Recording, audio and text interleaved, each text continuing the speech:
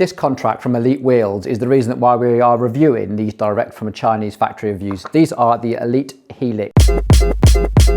Now, normally when we get asked to review wheels direct from China, I normally say no. A couple of things. One, I don't want to sign a contract where it means that I have to sign up to affiliate links, and also don't want to sign a contract where the brand has the right to remove the video if they don't like the review, and also that they could use my likeness in part of their marketing material. I also don't like the fact that the spare parts aren't available and all that sort of thing. So when Elite Wheels were up for negotiating that contract and removing all those clauses, and they even gave me details of KL Cycles in the United Kingdom, who are now the UK service centre who hold the full stock of parts, I ran out of reasons not to review them. So here they are. These are the Elite Drive, the Helix. Now they've gone for this little on-trend wavy design, and in my experience this wavy design has definitely helped in crosswind situations like the Princetons, the Zips. I've definitely felt like I could run a deeper section wheel than I would do in those normal wind conditions. So the 454 NSW is a fantastic wheel set. I don't like all the hookless thing, but they ride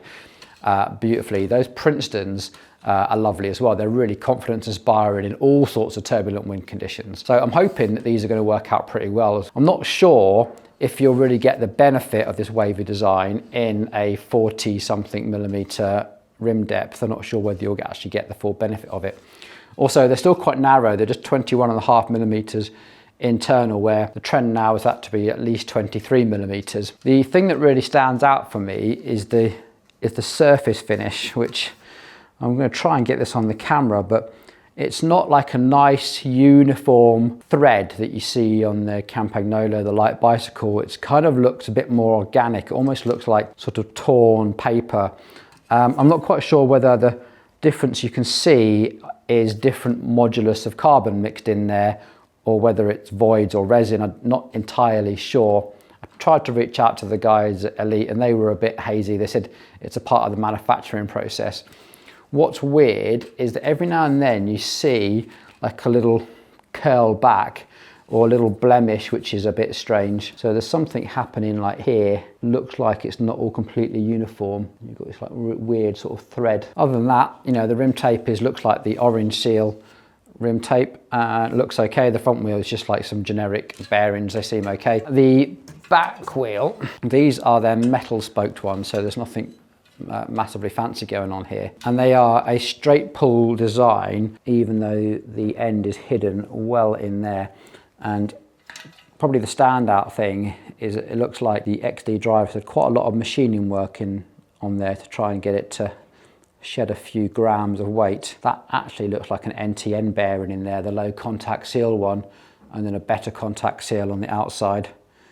And yeah, the standard sort of DT Swiss internals that we're familiar with seeing on almost everything now. No, I stand corrected. These are not DT Swiss. So this little red thing looks familiar, but there's actually something else going on here. So if you can see, we've got a little washer going on just there. That is definitely not the same idea as DT Swiss, but not this bit here. Yeah, so it looks like to remove those bearings, looks like you're going to push that axle out there and then remove the bearings from that side. So that's just like a little split collar there. And then we have that little spring. There we go. There's our ratchet. Actually fine tooth count on that as well. Interesting. And in there actually just looks like a very generic bearing. So normally you will see the red seal on the outside, because the red seal is the one that's like the double lip seal. So it's interesting that there's sort of a different bearing on the inside there, but it hasn't got that little white dotted line that you're familiar with seeing on like the NTM bearings. So, and also it looks like, just like the DT Swiss ones, it is behind that lock ring. So yeah, you are going to have to use that DT Swiss tool, remove that lock ring to get that bearing out. It's not going to come out any other way. Because these are 21mm internal and Vic's bike is the Time ADH, you can only run 28mm tyres. We've got some Vittoria Corsa Next TLR. These are actually really lovely fast tyre and quite good in all-round condition. So we're going to fit these.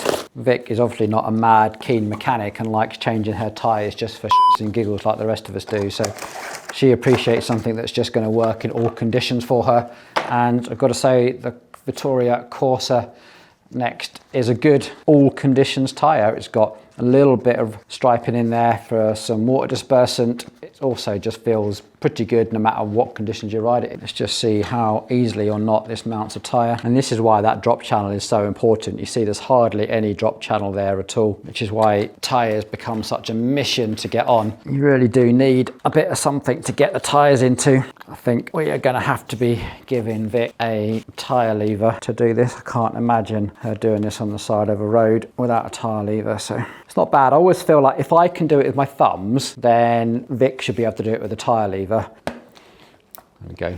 Just. One last check. I always like to have a look inside of the wheels to see what it is that we're looking at. Yeah, I mean, this is kind of what we expect from a relatively cheap wheel. So loads of folds there, sort of excess resin tenting, so to speak. And this is the nipple. That is probably way too much of the thread. That thread ideally should be completely level with the nipple. That's probably a little bit on the long side. Interesting. So you see that nipple there is how it should look. So if we go on to the next, oh, interesting. That's almost flat as well. There we go. And that one's probably got too much head showing. Interesting. So it looks like it is the drive side ones which are looking a little bit on the long side. It's disappointing. So with that in mind, I'm just going to get a tension meter and see what the tension meter says. I'm just looking for a consistent reading on the TM1 at the moment. So that's 15, 14, 16, 15. Yeah, that drive side is not great. And then on the non-drive side, we've got 15, 15.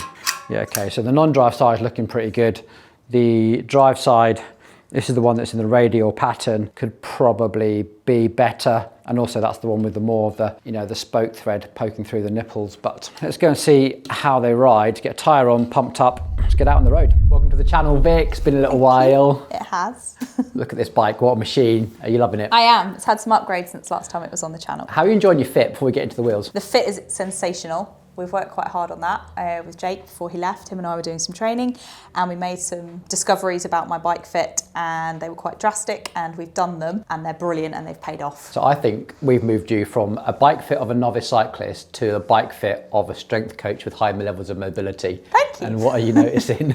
That I get to use the strong muscles that I have correctly and I'm faster. Yeah, absolutely. You're so much more confident on it as well. You're absolutely flying. I feel really comfortable on the bike and like the bike allows me to use my body to its best advantage. Cool. That's what it's all about. Yeah. Nice one. So wheels. So we upgraded you from these. Remember these? We got you these like 4 years ago. Passetti Picos, taking you across the Fred Whitton and all sorts. We had the opportunity of going for the Elite drives here.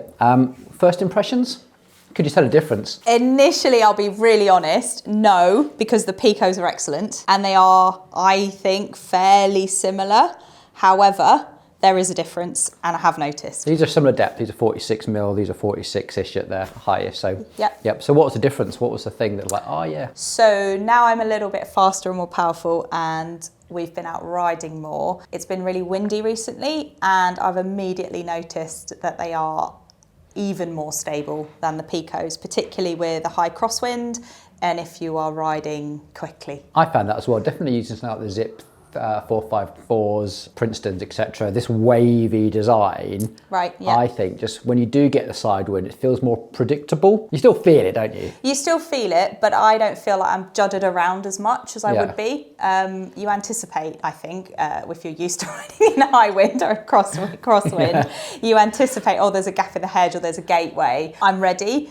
And I almost overcompensated the first few times when we were out on the flats the other day, and I didn't need to because the wheels just immediately stiffen up underneath you and drive you forwards, which was a really noticeable difference. That's cool. Just give that a bit more confidence, I think, doesn't it? Yeah. When you just like know what's happening with them. So we've stripped almost 400 grams out of the bike. Could you tell? Yes. 100% I could tell. Absolutely, I could tell. Yes, I could. Okay. Much easier uphill. I do also think that the steep incline with the different fit of the bike, I think that really helps uphill as well. So that little combination for me has made me way quicker uphill, and that's just, my Strava is just ridiculous at the minute. So the majority of that weight has been stripped out of the wheels. That's about rotational weight. So that's where you'll feel it on the hills, that little bit of acceleration, that little bit of put some effort in, you should feel like a little lurch forward. Everything is easier. Everything's easier and I'm not lighter. And probably the compromise with that is when you're on the flat and you're hooning along at top speed, you sometimes would have missed that little bit of sort of a helping hand push. Yeah, I did notice that with those when we went from whatever I had before, which I also think was a Percenti wheel, but not a Pico. When we moved to these on the upgrade, I did notice a massive difference in the handling, but I was on a different frame, I was on a different bike, and they provided a lot of stiffness, a lot of reassurance, and that pickup on the flat, and all of that remains exactly the same with these, probably heightened. That's great. Last one. So what I think is when you upgrade with such a big jump in between, this is like a 4-year jump in technology. The reason I haven't tested these, so everyone knows, is because I test so many wheels that I don't necessarily notice the small changes, because I change a new set of wheels like every couple of weeks, whereas you probably haven't. And I haven't had new wheels in 4 years. You haven't changed anything since these 4 years ago. So therefore, the jump in technology to you would be greater. And definitely. And it was definitely noticeable. Like the last few rides we've been on, you know what it's been like. It's been really windy and horrible and I've been complaining. And the last couple with these wheels, it's been much easier to handle, particularly that crosswind. That's nice lovely. one. Thanks for your input, Vic. Much appreciated. I hope you found that interesting, everyone. Right, let's get back to the video. Okay, so what's my conclusion? What are the final thoughts, so to speak?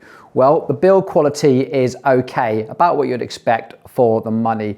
The aesthetics, those striations, if it's your thing, fantastic. If it works with your bike, brilliant. I do quite like the graphics on them. I think they are quite smart. I would like to see a bit more care and attention made to the spoke length and the spoke tensions, but overall, I don't think that's going to be a massive problem. Really, whether I can recommend these wheels or not comes down to the fact that if you go to that K&L Cycles website and if you see the spare parts readily available, then yeah, it's a thumbs up for me. That's always been my massive bugbear with Chinese wheels, is that they become somewhat disposable. And if you can get parts, then they are not disposable. They are perfectly legitimate set of wheels.